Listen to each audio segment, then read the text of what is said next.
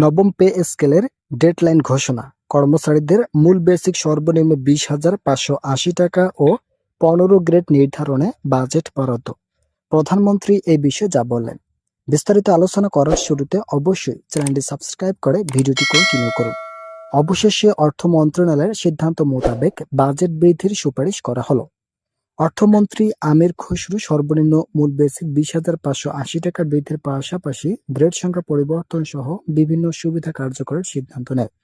তিনি বলেন, বাংলাদেশের 22 লক্ষ সরকারি চাকরিজীবীদের পূর্ণাঙ্গ বেতন স্কেল বাস্তবায়ন করতে হলে অবশ্যই 40,000 কোটি টাকার ঊর্ধ্বে বাজেট বরাদ্দ রাখা প্রয়োজন বলে মন্তব্য করেন সংশ্লিষ্ট কর্তৃপক্ষ।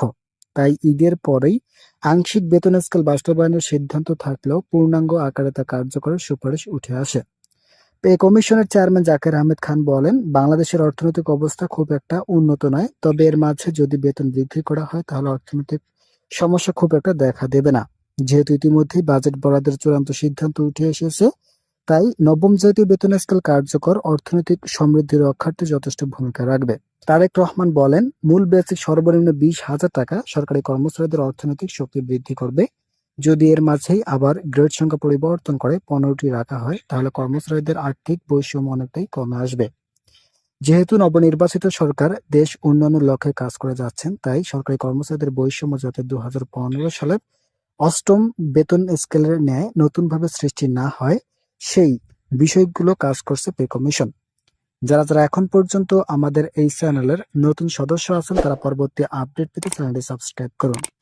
এরই মধ্যে কর্মচারী ফোরামের সদস্যরা আন্দোলনের ডাক দিয়েছেন। যেহেতু বাংলাদেশের সরকারি চাকরিজীবীদের বেতন বৃদ্ধি নিয়ে নবনির্বাচিত সরকার তালবাহনা শুরু করেছেন, তাই কর্মচারী ফোরামের একাধিক সদস্য আগামী ঈদের পরেই জোরালোভাবে শান্তিপূর্ণ আন্দোলনের ডাক দেন। তাদের ভাষ্য মতে সরকার সরকারি চাকরিজীবীদের দীর্ঘদিনের সমস্যাগুলো এক নিমিষেই সমাধান করতে সক্ষম। যেহেতু বাংলাদেশের 22 লক্ষ সরকারি চাকরিজীবীরা দীর্ঘদিন থেকে সমস্যায় জর্জরিত, তাই তাদের সকল ধরনের সমস্যা দূর করার মাধ্যমে সরকারি চাকরিজীবীদের আর্থিক গতি ফিরিয়ে দেওয়াই হবে অন্যতম লক্ষ্য।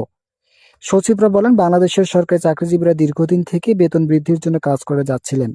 পূর্বের নির্বাচিত সরকার ক্ষমতায় থাকাকালীন সময় থেকে চূড়ান্ত গেজেট প্রকাশের সিদ্ধান্ত উঠে এসেছিল, কিন্তু তৎকালীন বিভিন্ন সমস্যা এবং বাজেট ঘাটতির দিকগুলো বিবেচনায় এনে বেতন বৃদ্ধিতে অনীহা প্রকাশ করেন।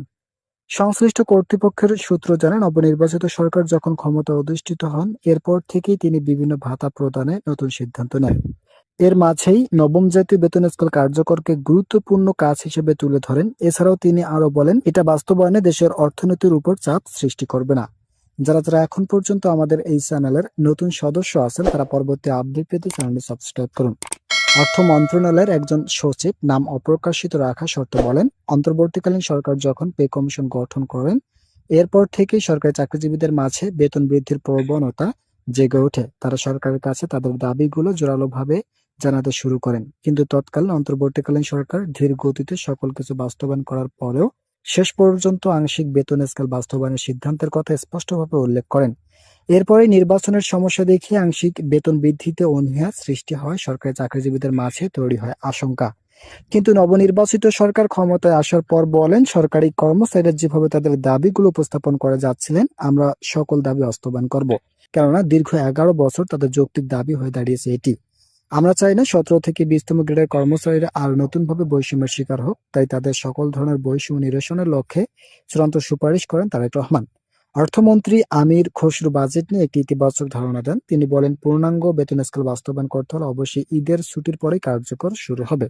কেননা বর্তমান সময় সকল কিছু বন্ধ থাকা বাংলাদেশের 22 লক্ষ সরকারি চাকরিজীবীদের বেতন বৃদ্ধিতে নতুন সিদ্ধান্ত আসা সম্ভব নয়। তাই আগামী 10 কর্মদিবস পর্যন্ত ডেডলাইন ঘোষণা করেন তারেক রহমান। এই 10 দিনের মধ্যে সরকারি চাকরিজীবীরা পেতে যাচ্ছেন নবম পে স্কেলের চূড়ান্ত গেজেট। ভিডিওটি শেষ করার পূর্বে যারা এখনো আমাদের এই চ্যানেলের নতুন সদস্য আছেন তারা পরবর্তী আপডেট পেতে চ্যানেলটি সাবস্ক্রাইব করে আমাদের সঙ্গেই থাকুন।